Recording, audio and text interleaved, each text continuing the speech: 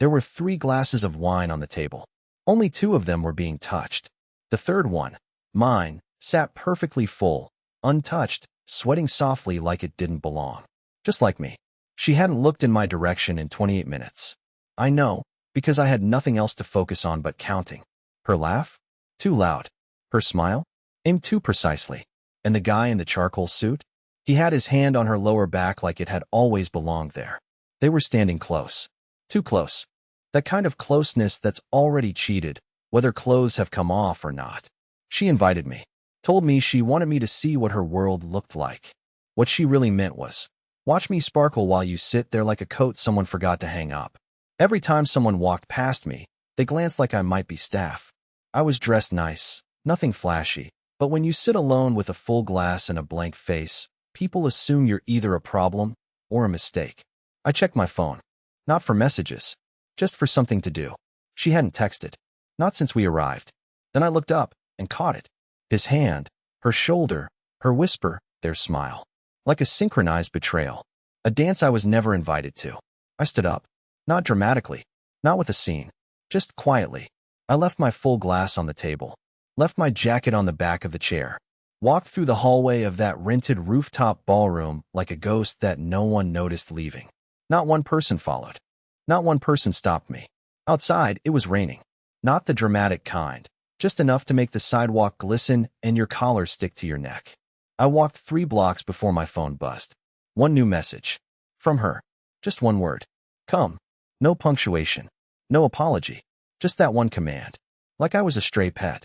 Like I was hers. But the thing is, she never saw me check her smartwatch earlier that night. Never saw the name that lit up during dinner. Didn't realize I knew. And she definitely didn't expect what I'd leave for her the next morning. I didn't respond. Not to the text. Not to the vibration that followed. Not to the call 2 minutes later when her name filled my screen, glowing like it meant something. I just stared at the word come like it was a joke. Like it was bait dangling from a hook I used to bite without thinking. But not this time. I made it home before midnight. The place felt colder than usual, even though the heat was on. Her coat was still on the hook by the door, like she hadn't planned to stay out all night. That was the only piece of her left in the apartment that still felt familiar. Everything else, the couch, the kitchen lights, the faint scent of her perfume hanging in the hallway, felt like a set from a show I'd been cut out of halfway through the season. I sat down on the couch, stared at the blank TV, and then remembered her smartwatch. Earlier that evening, she took it off and handed it to me at the party because it kept buzzing too much. I thought nothing of it then. But now, I couldn't stop thinking about it. I went to the bedroom, grabbed the watch off the dresser, and sat with it like it might explode. When I tapped the screen, it lit up with a message history that wasn't meant for me. She hadn't locked it. Or maybe she just forgot, assuming I'd never bother looking. It started innocent, messages from a Brett tumbler glass about work. Jokes about office politics. Harmless memes. Then it shifted. The messages turned into little flirty jabs. Then into compliments. Then the kind of inside jokes that don't need to be said out loud to be understood. And finally, photos. One of her dress. One of his tie. And one of them together, taken in the reflection of the elevator mirror. From before the party. From earlier that evening.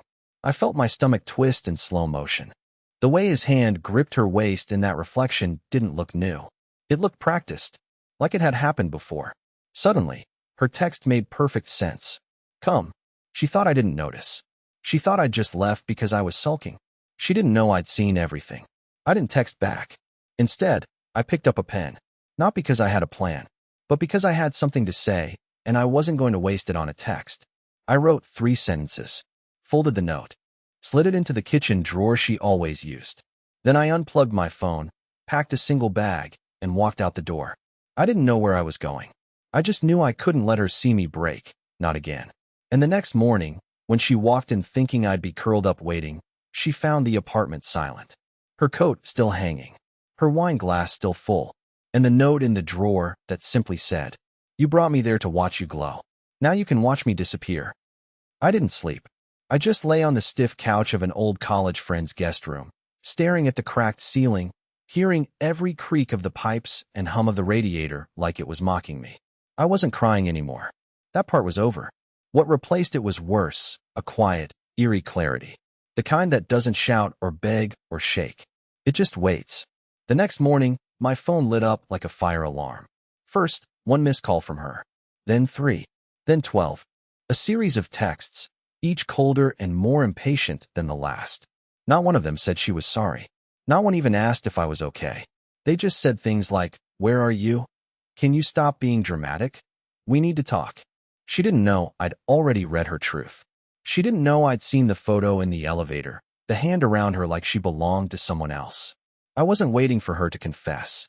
I already had the confession, frozen in pixels, captured in a reflection she didn't think anyone would notice. I turned my phone off, let her scream into the void. Around 10 a.m., my friend Colin, bless his awkward, nerdy soul, knocked once and then just stood at the door holding 2 cups of coffee and a leftover cinnamon roll from a gas station. I didn't even have to explain. He just said, "You staying a while?" I nodded. Maybe a few days. He didn't ask more. He didn't need to. That afternoon, I logged into our shared cloud storage. Something she probably forgot we even had. Most couples use it to back up pictures from trips or recipes or whatever. But she had autosync on her phone camera. It was a feature I set up myself when we first moved in, so we wouldn't lose anything important. Funny how useful it became now. There were dozens of new uploads. Screenshots of long conversations with him. Voice notes she sent when I was supposedly out buying groceries. A slow archive of emotional erosion, saved file by file. One video nearly broke me. Her, whispering into her phone in our bedroom, laughing, saying, "He still has no clue." I could be out all night and he'd believe I was at a yoga class. That was recorded 3 weeks ago. The night I stayed up making her stupid lemon chicken soup because she said she was too sore to cook. I almost deleted everything. Almost shut the laptop and let it all rot. But then I got an idea. Not revenge, not yet. That would be too easy. What I wanted was exposure. Not just for her, but for him too. The man in the reflection. The man she thought she could protect by erasing me in public. So I gathered it all. Carefully. Quietly. Every file. Every photo. Every voice message and timestamp. I labeled them. I even organized them by date. Because when the moment came, when she tried to spin her story or downplay the damage, I wasn't going to yell. I was just going to show. And the timing of that moment? Let's just say, she gave it to me on a silver platter. She showed up at Colin's door before noon the next day. No warning, no text, just the knock. A sharp, aggressive knock. The kind that says, "I'm not here to talk. I'm here to be right." I froze. My heart kicked once hard. Colin looked at me like, "Do you want me to answer it, or should I throw her off the balcony?" We didn't speak. We didn't have to. He stepped outside and pulled the door halfway shut behind him. I couldn't hear every word. But her voice carries when she's angry. It always has. I heard her say, "He's being immature, and this is all a huge overreaction." And then finally, "He needs to come home and grow up." Grow up. After what I'd seen. After what she'd done. Colin didn't let her in. He came back inside, handed me a bottle of water like I'd just finished running a marathon, and said, "You good?" I wasn't, but I nodded anyway. She called again that night. Left a voicemail that sounded so artificially calm it made my skin crawl. She said, "I know things have felt off, but I think we just lost our rhythm. You always overthink things when you're tired. Let's reset. I love you." I almost laughed. She used to say, "I love you," like it meant something. Now it just sounded like she was repeating a spell that had stopped working. But I wasn't just sitting around. I'd been busy. I tracked down the guy from the party. The one from the photo. Brett. That's his real name. I finally confirmed it. He wasn't just some random coworker. He was her direct manager. Married. 2 kids. Happy family social media profile with beach pictures and cringy holiday sweaters. A man living 2 lives so sloppily, it's almost like he wanted to get caught. And Clarissa, yeah, I'll say her name now. She had left digital footprints in every direction. DMs, calendar events, rideshare receipts. I even found a hotel reservation under her maiden name, billed to our joint credit card. You can't make this stuff up. She wasn't careful. She was confident I'd never look. But I wasn't going to scream or confront or play the wounded husband scene. No, I was going to do what she hated most. I was going to make her guess. So I texted her one sentence. "Got your message. I think we do need to reset." She replied in under 60 seconds. "Thank you. I'm so glad you're thinking clearly." I'll make dinner tomorrow. I said, perfect. I'll bring dessert.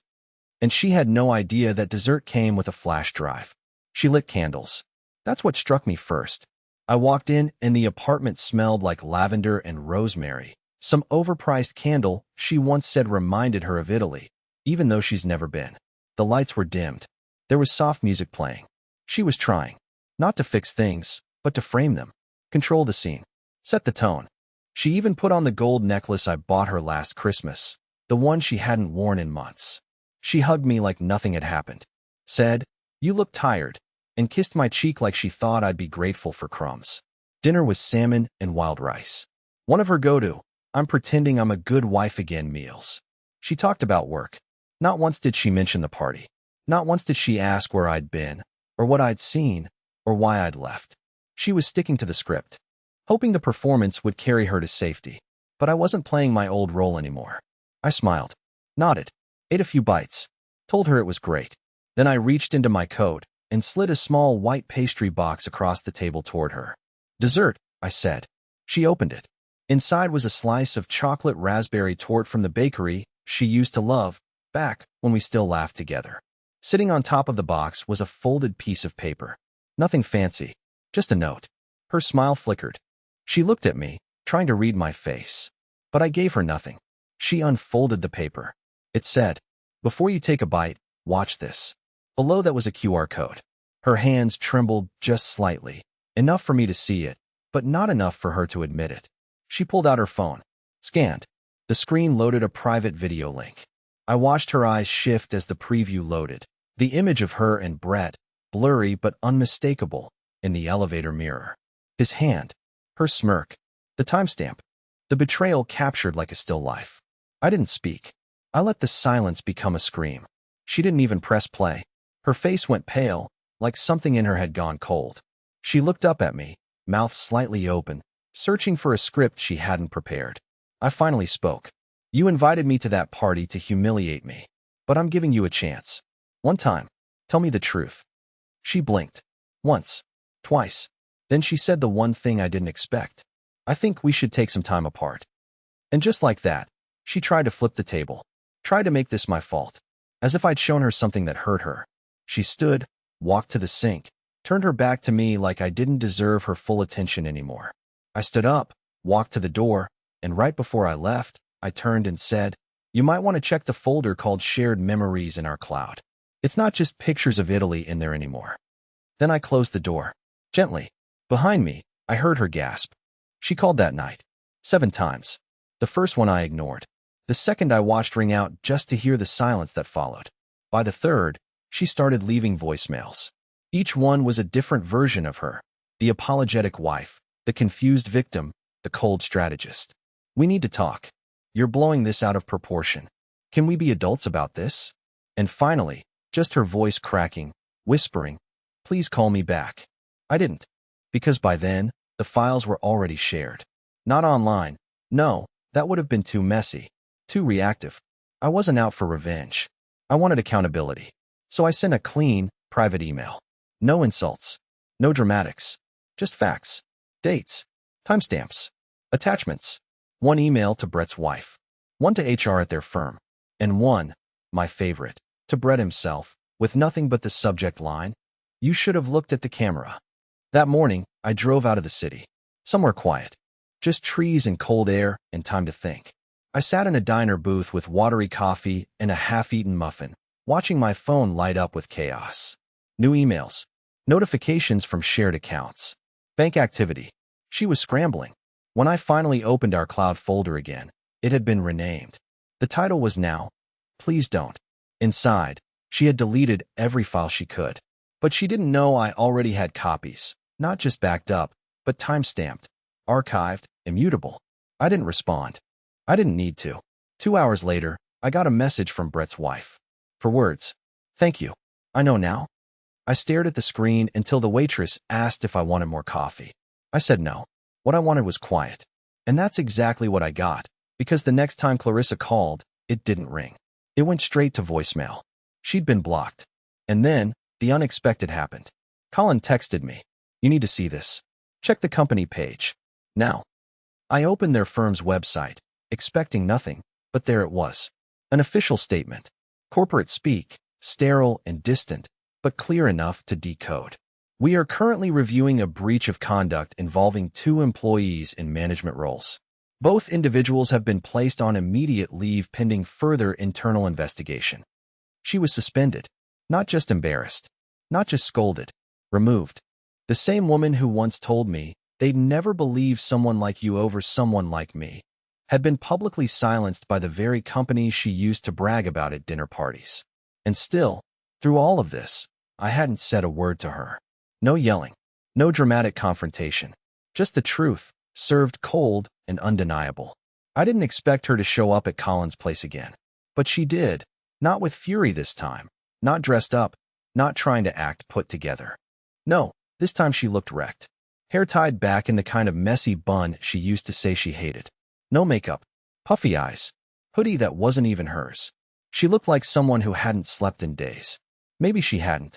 Colin opened the door and just stared at her, then turned back toward me in the hallway and said, "You want to deal with this?" I did, but not the way she wanted me to. When she saw me, her whole face shifted, not into a smile, not into anger, just panic. Like she knew the mask had finally slipped too far and there was no putting it back on. She started with, "I just need to talk to you," but I stayed silent. She filled the space like she always does, with fast words, jumping thoughts, desperate half-truths. She told me it was all confusing, that Brett misread everything, that it was never emotional, just a stupid mistake, and then pivoted hard into blame. Said she felt ignored at home. Said I hadn't been present for months. That I was cold. I waited until she was out of breath, and then finally asked, "So you brought me to that party, why?" Her voice cracked. "I thought if you saw me in that world, maybe you'd respect me more." It was such a strange, backwards thing to say. Respect her more? After she dragged me to a party, ignored me, flirted with her boss like I didn't exist, then texted me to come, like I was a lost dog? I took a deep breath and said it slowly. "I didn't stop respecting you because of your job, Clarissa. I stopped respecting you when you decided humiliating me in front of your colleagues was easier than just being honest." She broke then. Fully. The tears came, heavy and ugly. She sat down on the edge of the entryway rug and just cried into her hands like the floor might forgive her if she collapsed far enough into it. I stood there and watched her cry. No satisfaction. No revenge glow. Just exhaustion. I'd spent months confused, doubting myself, wondering if I was imagining the distance. But now, watching her unravel, I realized I hadn't been crazy. I'd just been gaslit. Repeatedly. Subtly. Completely. She begged. Actually begged. Said we could rebuild. Said she was willing to go to counseling. Said she'd do anything. I told her I already had an appointment. Not for therapy. For a divorce consultation. She froze. And for the first time in the entire relationship, I saw what she looked like when she wasn't in control. No script. No rehearsed line. Just a woman watching the last piece of her little empire crumble. Before she left, she asked me one more thing. "Did you send the video to anyone else?" I didn't answer. She nodded, like she already knew. And then she left without saying goodbye. The divorce consultation took place in a small office above a dentist's clinic. The lawyer was a calm older woman named Nadine who didn't ask questions she didn't need answers to.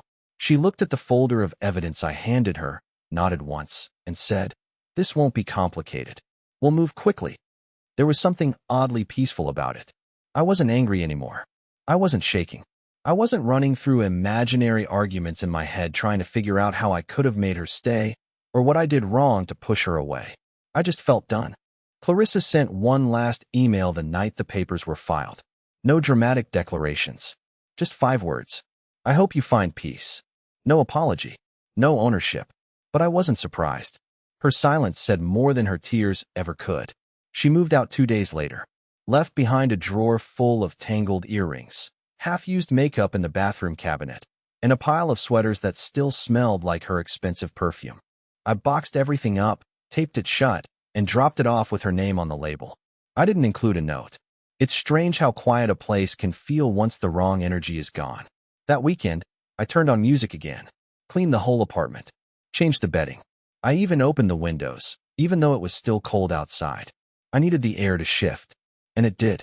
Colin came by with 2 six-packs and a frozen pizza. No pep talks. No advice. Just presents. We played cards like we used to back in college. For the first time in months, I laughed. Like, actually laughed. Not the forced kind I used to give Clarissa when I could feel her growing colder by the day. And then came something I never expected. 2 weeks later, I got a handwritten letter in the mail. From Brett's wife. She didn't rant. She didn't blame me. She just said, "Thank you for giving me the truth. It hurt like hell, but I needed it." She said she'd left him. Said she was starting over with her 2 boys in a place where they could breathe again. I folded the letter and kept it in my desk drawer. Not because I needed a reminder of what happened, but because it reminded me that telling the truth quietly still matters. That silence can be louder than rage when you wield it with purpose. As for me, I took some time off. Traveled to a quiet cabin up north. I read, slept in, watched the snow fall through a tall pine window, and didn't check my phone once. I even met someone, not in the romantic way, not yet. Just a kind person at a bookstore who smiled like they meant it and asked me about the dog-eared sci-fi novel I was holding. Maybe it's nothing. Maybe it's everything. But for the first time in years, I wasn't trying to keep something broken from falling apart. I was just living, breathing, whole again. No more full wine glasses left untouched on tables. No more being invisible. Just me, not perfect, not fixed, but free.